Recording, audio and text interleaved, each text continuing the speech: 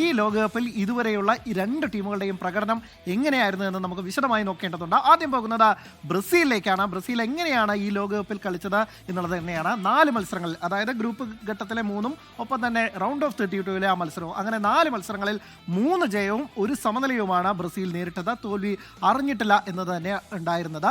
ഇനി അവർ ഈ ലോകകപ്പിൽ എങ്ങനെയായിരുന്നു എന്നുള്ളതാണ്. 9 ഗോളാണ് അവർ ടൂർണമെന്റിൽ ഇതുവരെ അടിച്ചുകൂട്ടിയത്. വഴങ്ങിയതാവട്ടെ 2 ഗോൾ മാത്രമാണ്.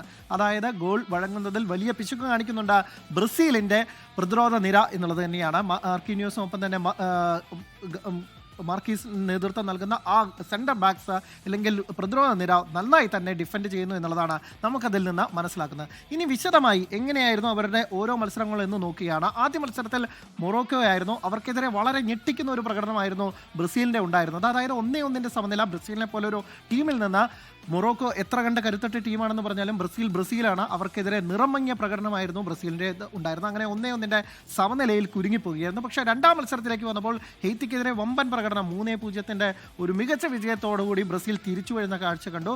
അടുത്ത മത്സരത്തിലും 3-0 എന്ന സ്കോറിന് സ്കോട്ട്ലൻഡിനെ തോൽപ്പിച്ച് അങ്ങനെ ഗ്രൂപ്പ് ചാമ്പ്യന്മാരായി തന്നെ 12ാം ലോകകപ്പിലും അടുത്ത റൗണ്ടിലേക്ക് പോകുന്ന ബ്രസീലിനെയാണ് നമ്മൾ കണ്ടത്.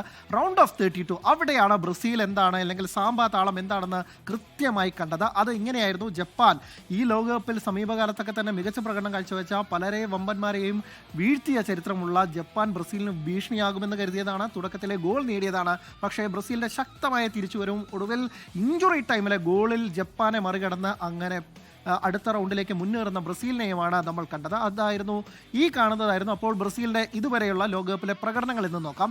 ഇനി നോർവേയുടെ പ്രകടനം എങ്ങനെയാണെന്ന് നോക്കുകയാണെങ്കിൽ, നോർവേ അവർ കളിച്ചത് 4 മത്സരങ്ങളാണ്. 4-ൽ 3-ലും ജയിക്കുകയുണ്ടായി. ഒരു സമനില ഒന്നുപോലുമില്ല. പക്ഷേ ഒരു തോൽവിയുണ്ട്. അത് ഫ്രാൻസിനോടേറ്റ തോൽവിയാണ് അവർക്ക് ഉള്ളത് എന്നതാണ്. ഇനി അവരുടെ എങ്ങനെയായിരുന്നു അവരുടെ ഗോൾ അടിക്കുന്ന കണക്കിലെ പ്രകടനം എന്ന് നോക്കാം. 10 ഗോൾ അടിച്ചിട്ടുണ്ട്. പക്ഷേ 8 ഗോൾ വഴങ്ങി. അത് പ്രത്യേകം ശ്രദ്ധിക്കേണ്ടതുണ്ട്. അവരുടെ അറ്റാക്കിംഗ് നിര എത്ര കണ്ട് മികച്ചതാണോ അത്ര കണ്ട് മികച്ചതല്ല അവരുടെ പ്രതിരോധ നിര, അല്ലെങ്കിൽ അതാണ് അവരുടെ ഏറ്റവും വലിയ വീക്ക് പോയിന്റ് എന്ന് പറയേണ്ടിയിരിക്കുന്നു. അറ്റാക്കിംഗ് നിര എത്ര ഗോൾ അടിച്ചു കൂട്ടിയാലും അതിൻ്റെ എല്ലാ ശോഭയും കെടുത്തുന്ന തരത്തിൽ ഗോൾ വഴങ്ങിക്കൊണ്ടിരിക്കുന്ന പ്രതിരോധ നിര അത് വലിയ നിരാശയുണ്ടാക്കുന്നുണ്ട് നോർവേയെ സംബന്ധിച്ചിടത്തോളം. ഇനി അവരുടെ ഓരോ മത്സരങ്ങളും എങ്ങനെയായിരുന്നെന്ന് വേഗത്തിൽ നോക്കാം. ആദ്യ മത്സരത്തിൽ, അതായത് ദീർഘനാളിന് ശേഷം ലോകകപ്പിലേക്ക് വരുന്ന ആ ടീം അത് ആഘോഷമാക്കിയത് ഇറാഖിനെതിരായ 4-1 തകർപ്പൻ ജയത്തോടു കൂടിയായിരുന്നു അവർ തുടങ്ങിയത്. അതിനുശേഷം രണ്ടാം മത്സരത്തിൽ മറ്റൊരു ഈ ഗ്രൂപ്പിലെ കരുത്തരായ സെനഗലിനെതിരെ 3-2 ഒരു ജയം സ്വന്തമാക്കുന്നത് കണ്ടു. അതിനുശേഷം അവസാന മത്സരത്തിൽ അത് അവർക്കൊരു പരീക്ഷണ മത്സരമായിരുന്നു. അവരുടെ പ്രധാനപ്പെട്ട താരങ്ങളെയൊക്കെ തന്നെ മാറ്റി ടീമിൽ 10 മാറ്റങ്ങളുമായി അവരുടെ ഒരു ബി ടീമെന്നോ സി ടീമെന്നോ തരത്തിൽ അങ്ങനെ ഒരു മത്സരമാണ് ഫ്രാൻസിനെതിരെ കളിച്ചത്. ആ മത്സരത്തിൽ 4-1 കനത്ത പരാജയം വാങ്ങുകയും ചെയ്തു. ഇനി റൗണ്ട് ഓഫ് 32ലേക്ക് വന്നപ്പോൾ അത് ഐവറി കോസ്റ്റിനെതിരായിരുന്നു മത്സരം ഉണ്ടായിരുന്നത്.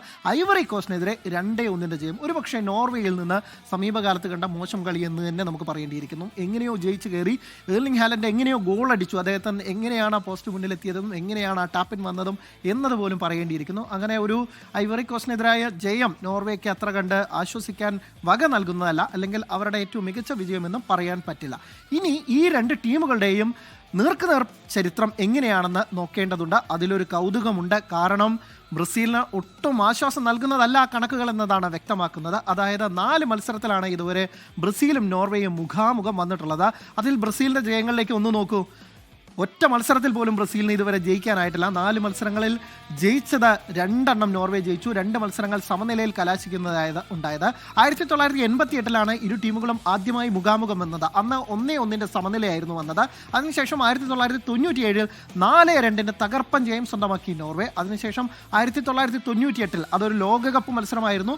2-1 മിന്നും വിജയം നേടി. അതായത് ബ്രസീലിനെ ലോകകപ്പ് വേദിയിൽ മുമ്പ് തോൽപ്പിച്ച ചരിത്രമുള്ള ടീമാണ് നോർവേ എന്നുള്ളത് മറ്റൊരു ലോകകപ്പ് പോരാട്ടത്തിലേക്ക് വരുമ്പോൾ ബ്രസീൽ ആരാധകരുടെ ചങ്കിടിപ്പ് കൂട്ടുന്നുണ്ട് എന്ന കാര്യത്തിൽ തർക്കമില്ല. ഹാലൻഡ് മാത്രമല്ല, ഈ ചരിത്രം കൂടി അവർക്ക് ചെറിയ തരത്തിലെങ്കിലും ആശങ്കപ്പെടുത്തുന്ന കണക്ക് തന്നെയാണ്. 2006 അവസാനമായി ഇരു ടീമുകളും മുഖാമുഖം വന്നത്. അന്ന് സമനിലയ്ക്ക് കൈകൊടുക്കുകയായിരുന്നു ഉണ്ടായത്. 1-1 സമനിലയായിരുന്നു അന്ന് ഉണ്ടായിരുന്നത്.